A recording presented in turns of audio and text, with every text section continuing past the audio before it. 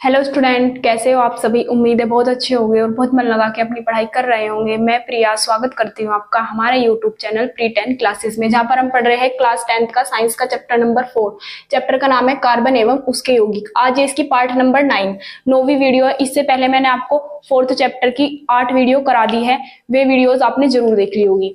आज हम पढ़ने वाले हैं किसके बारे में, एसिटिक अम्ल के बारे में। एसिटिक अम्ल क्या होता है, सबसे पहले हम क्या लिखेंगे, इसका रासायनिक सूत्र, आयुपेसी नाम, इलेक्ट्रॉन बिंदु, संरचना, फिर इसके क्या क्या यूजेस होते हैं, किस तरह अभिक्रिया करता है, पूरा टॉपिक पढ़ना है हमें। जैसे कि हमने कल पढ़ा था अल्कोहल के बारे में, अल्कोहल क्या होता है।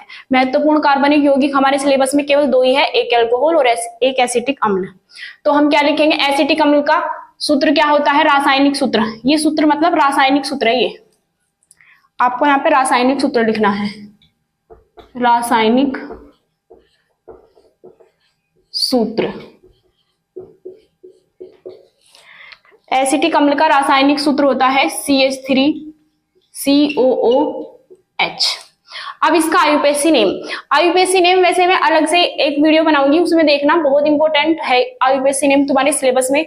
लेकिन मैं यहाँ पे तो ऐसे लिख रही हूँ, उसका कोई रूल नहीं बता रही हूँ किस तरीके से आया है। तो 2 कार्बन के, तो इसका नाम होता है एथेनोइक अम्ल। बस आप इसे अभी ऐसे ही याद कर लेना, मैं इन्हें बनानी सिखा दूंगी। इसका आयुपेसी नेम हो गया एथेनोइक अम्ल और अल्कोहल का था एथेनॉल। अब लिखनी है हमें इसके इलेक्ट्रॉन बिंदु संरचना। मैंने आपको इस चैप्टर में कराई हुई भी है इलेक्ट्रॉन बिंदु संरचना। तो सबसे पहले हम इसका सूत्र लिखेंगे यहाँ, जिसकी इलेक्ट्रॉन बिंदु संरचना बनानी है, CH3COOH।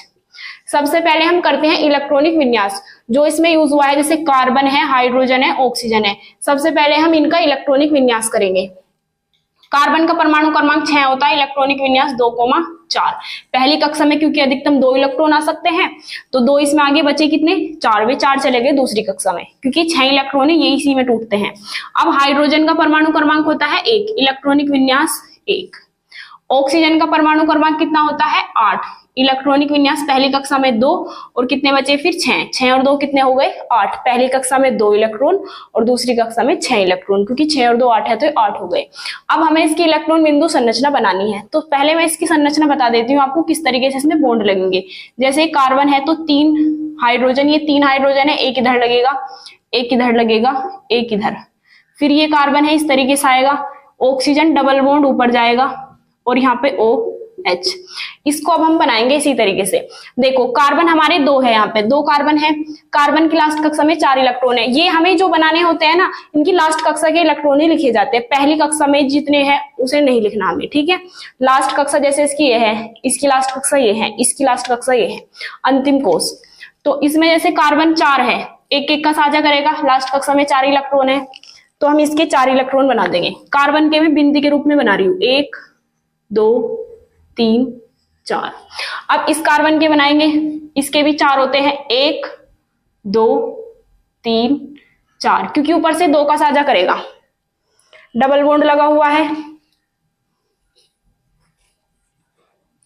अब हमें क्या करना है, हाइड्रोजन, एक हाइड्रोजन ये हो गया, एक ये हो गया, एक ये हो गया। इनकी लास्ट कक्षा में 1 1 इलेक्ट्रॉन है, ये रख दिया हमने। फिर ऑक्सीजन है, ऑक्सीजन 2 का साझा करेगा, तो साझे वाले तो इसके रहे 2 इलेक्ट्रॉन, और लास्ट कक्षा में कितने हैं, इसकी 6 हैं, तो 2 तो हमने लिख दिए, 2 3 4 5 6।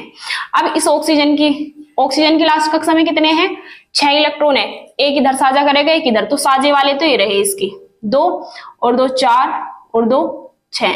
फिर ये हाइड्रोजन है, हाइड्रोजन कितने का साझा करता है, 1 का।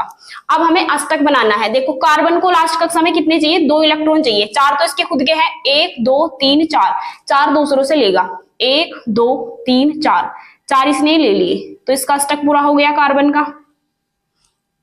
इसी तरीके से अब हम इसका देखेंगे, इस वाले कार्बन का। इसके देखो 4 तो खुद के हैं, 1 2 3 4, 4 खुद के हैं, और इसे कितने बनाने हैं, 8 5 6, 2 इससे ले लिए, 7 8, और जो इससे 2 लेगा, देखो इस कार्बन ने इससे 2 लिए हैं, तो इसे 2 देगा भी इस तरीके से। इसके भी 8 हो गए, 6 खुद के, 2 इससे ले लिए। अब इस ऑक्सीजन के 6 तो खुद के हैं, 2 2 4 2 6, 1 7 और 1 8। हाइड्रोजन का 1 खुद का है, 1 उससे लेगा, 1 खुद का है, 1 इससे लेगा। इस तरीके से अपनी संरचना बना लेंगे, और यही संरचना ये हो जाएगी। उम्मीद है आपको ये समझ आ गया होगा। अब आप इसका स्क्रीनशॉट लेके नोट कर सकते हैं।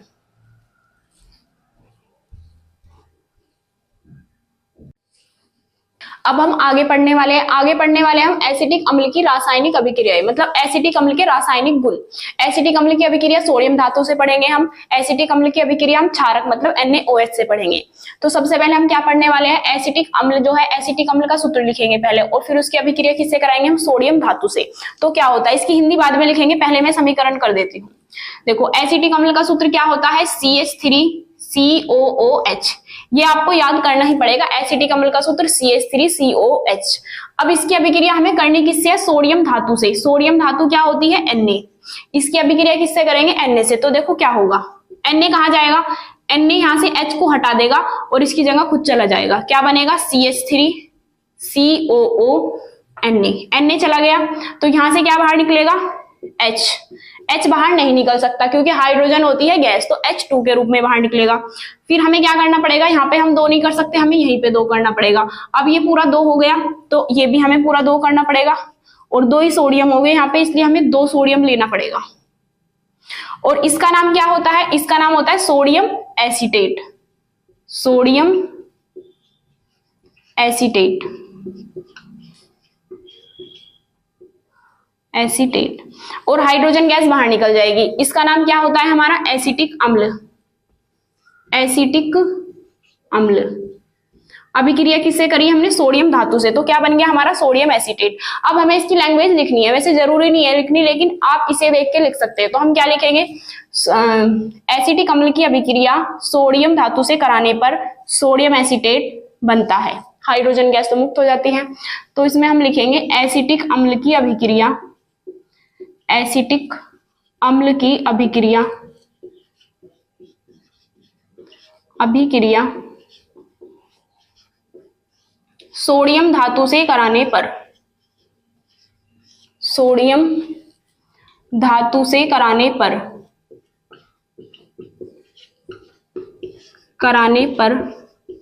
सोडियम एसीटेट प्राप्त होता है। सोडियम एसीटेट प्राप्त होता है। बस जो हमने यहाँ पे लिखा है उसी के बारे में लिखा है लैंग्वेज। अब हमें किससे अभिक्रिया करनी है, क्षारक से। तो हम सोडियम एसीटेट लिखेंगे पहले, एसिटिक अम्ल CH3COOH। अभिक्रिया किससे करनी है हमें, NaOH से। तो यहाँ पे लिखेंगे NaOH। यहाँ पे बिल्कुल ऐसे ही होगा। देखो Na क्या करेगा, यहाँ से हाइड्रोजन को हटा देगा और इसकी जगह खुद चला जाएगा। क्या बनेगा, CH3COO। ये तो हमने यहीं से उतार लिया CH3CO यहाँ से, और इसकी जगह क्या चला गया, Na चला गया। यहाँ पे तो बच रहा है OH और ये बच रहा है H। तो क्या बाहर निकलेगा, H2O। और इसका नाम क्या है, इसका नाम सोडियम एसीटेट। जैसे ये जो ये बना है यहाँ पे भी यही बना है, तो यहाँ पे लिख देंगे इसका नाम सोडियम एसीटेट। सोडियम एसीटेट बन गया है यहाँ पे। तो इसकी लैंग्वेज में हम क्या लिखेंगे, जब एसिटिक अम्ल की अभिक्रिया क्षारक से कराते हैं तो क्या बनता है, सोडियम एसीटेट तथा जल बनते हैं। इसमें लिखेंगे हम एसिटिक अम्ल की अभिक्रिया, एसिटिक अम्ल की अभिक्रिया, अम्ल की अभिक्रिया क्षारक। क्षारक क्या होता है हमारा, NaOH। NaOH से कराने पर सोडियम एसीटेट बनता है। सोडियम एसीटेट बनता है।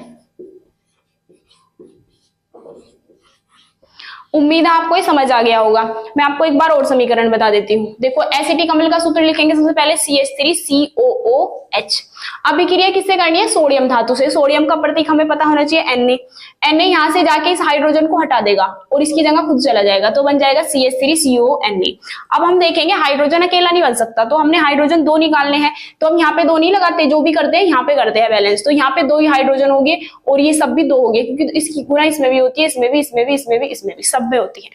तो इस 2 हमारे यहाँ पे हो गए हाइड्रोजन और ये पूरा 2, ये रहे 2 यहाँ पे ले गए हम। अब हमने देखा यहाँ पे 2 ये है और 2 ही क्या है हमारा सोडियम, इस वजह से हमने यहाँ पे 2 मोल ले लिए हैं।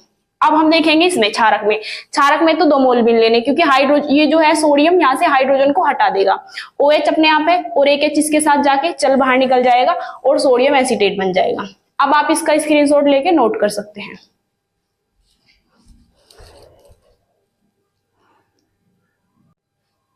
अब हम आगे करने वाले हैं नंबर 3। नंबर 3 में करने वाले हैं सोडियम कार्बोनेट से अभिक्रिया, एसिटिक अम्ल की सोडियम कार्बोनेट से अभिक्रिया। सोडियम कार्बोनेट का सूत्र हमें पता होना चाहिए, जैसे कार्बोनेट भी आ जाता तो भी हमें ये लिखना होता, सोडियम कार्बोनेट होता है Na2CO3।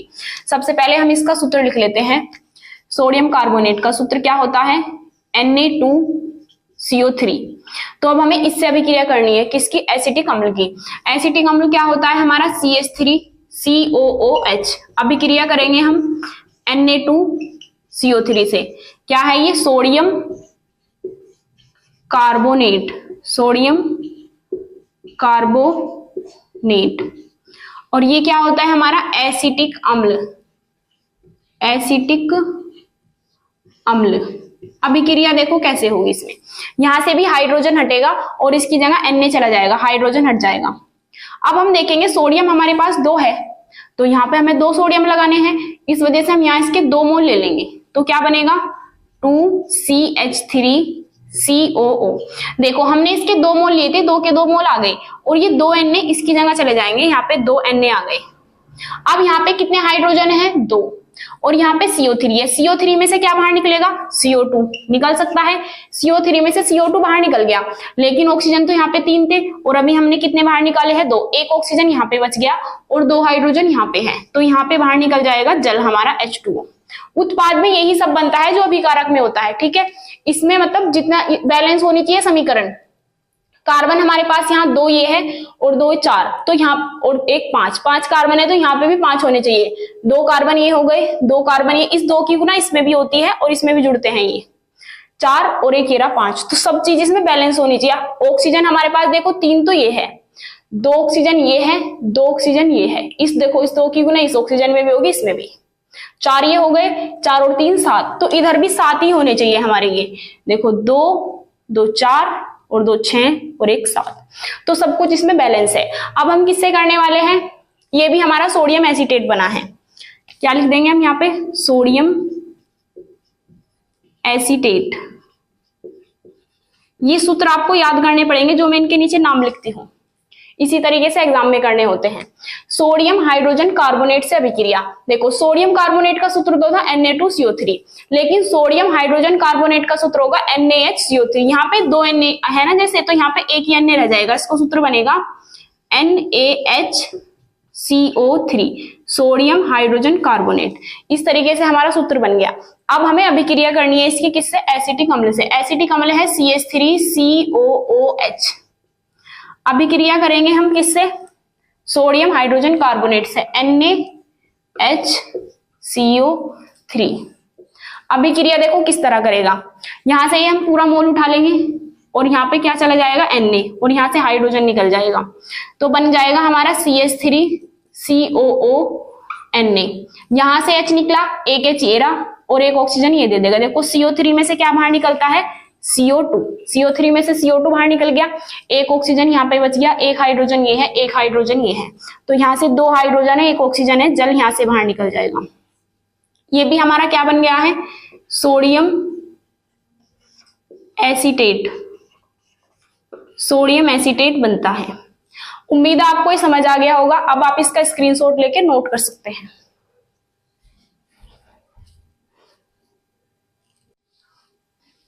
अब हम आगे पढ़ने वाले हैं नंबर 5। नंबर 5 क्या है हमारा, अल्कोहल से अभिक्रिया। अल्कोहल से अभिक्रिया किसकी, एसिटिक अम्ल की अल्कोहल से अभिक्रिया करेंगे अब हम। तो इस अभिक्रिया को हम एस्ट्रीकरण अभिक्रिया कहते हैं। मोस्ट इंपोर्टेंट है, बिल्कुल पेपर में आती है कि एस्ट्रीकरण अभिक्रिया पर टिप्पणी लिखिए, तो यही पर्सन आपको इसमें लिखना है। तो हमें क्या करना है, एसिटिक अम्ल, एसिटिक अम्ल लेंगे सबसे पहले हम CH3COOH। एसिटिक अम्ल ले लिया है, इसकी अभिक्रिया हमें किससे करनी है, इसकी अभिक्रिया करनी है हमें एथिल अल्कोहल से। अल्कोहल से, अल्कोहल का सूत्र क्या होता है, C2H5OH। बॉन्ड लगाओ या ना लगाओ एक ही बात है, लोग बिना बॉन्ड के भी लगा सकते हैं, लिख सकते हैं। ये किसका सूत्र हो गया, अल्कोहल का, तो इसके नीचे तो लिख देंगे हम अल्कोहल, और इसके नीचे क्या लिख देंगे, एसिटिक अम्ल। अब इनकी आपस में होगी अभिक्रिया। अभिक्रिया देखो कैसे होगी, यहां से H हटेगा और ये OH जल बाहर निकल जाएगा और ये इसकी जगह चला जाएगा। इतना सिंपल है ये। CH3 का तो उतार लिया, COO, देखो यहाँ से CH3 COO तो हमने उतार लिया। अब ये जो है C2H5 H हटके इसकी जगह चला जाएगा, C2H5 और प्लस क्या बाहर निकलेगा, OH ये है और H ये है, जल बाहर निकल जाएगा। और जो हमारा ये बना है, ये क्या बना है हमारा, एस्टर। एस्टर, इस अभिक्रिया को क्या कहते हैं हम, एस्टरीकरण अभिक्रिया। तो इसमें हम लिखेंगे जब एसिटिक अम्ल की अभिक्रिया, एसिटिक अम्ल की अभिक्रिया, अम्ल की अभिक्रिया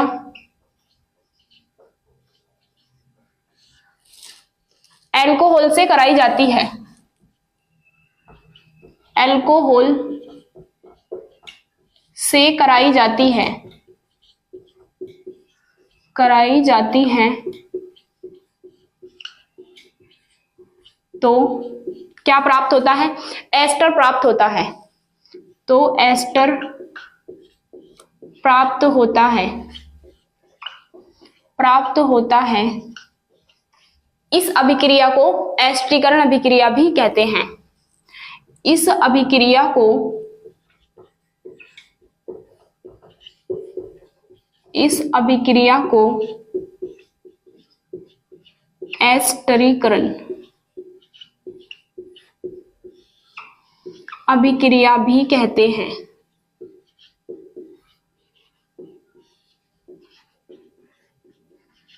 कहते हैं। उम्मीद है आपको समझ आ गई होगी। अब हमें क्या लिखना है, एसिटिक अम्ल के उपयोग, और बस फिर हमारा एसिटिक अम्ल हो जाएगा टॉपिक खत्म। तो इसमें हम लिखेंगे उपयोग।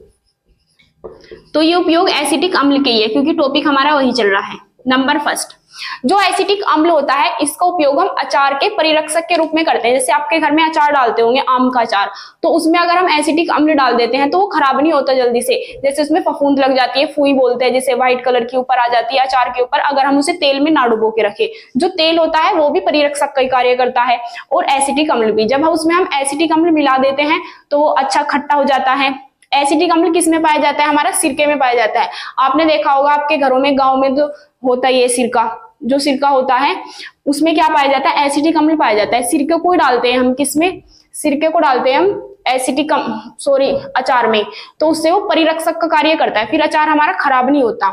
तो इसमें हम लिखेंगे एसिटिक अम्ल, एसिटिक अम्ल का उपयोग, अम्ल का उपयोग अचार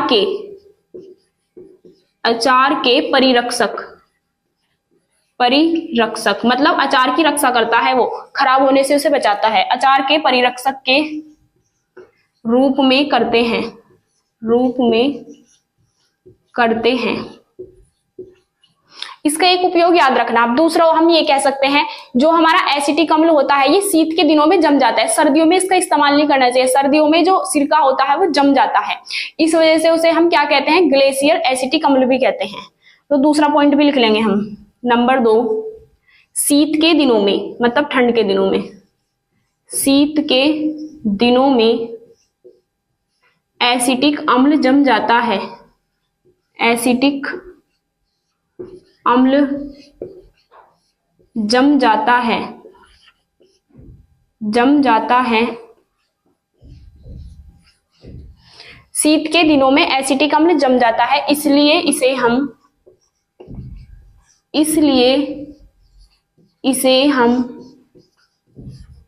ग्लेशियर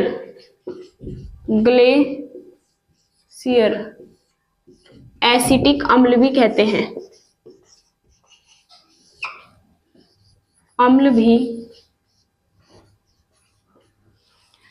कहते हैं, ग्लेशियर एसिटिक अम्ल भी कहते हैं। उम्मीद है आपको ये समझ में आ गया होगा। आप इसका स्क्रीनशॉट लेके नोट कर सकते हैं। अगर आप हमारे चैनल पर नए हैं तो प्लीज चैनल को सब्सक्राइब जरूर कीजिए, क्योंकि मैंने इस चैनल पे आपको सारा कोर्स पढ़ाऊंगी साइंस का। केमिस्ट्री पूरी होने वाली है, इसका लास्ट चैप्टर है, इसके बाद मैं आपको फिजिक्स कराऊंगी और उसके बाद बायो। तो अगर चैनल पर आप नए हैं तो प्लीज वीडियो को लाइक भी करना और हमारे चैनल को वीडियो को शेयर भी करना और चैनल को सब्सक्राइब भी करना। अब आप इसका स्क्रीनशॉट लेके नोट कर सकते हो।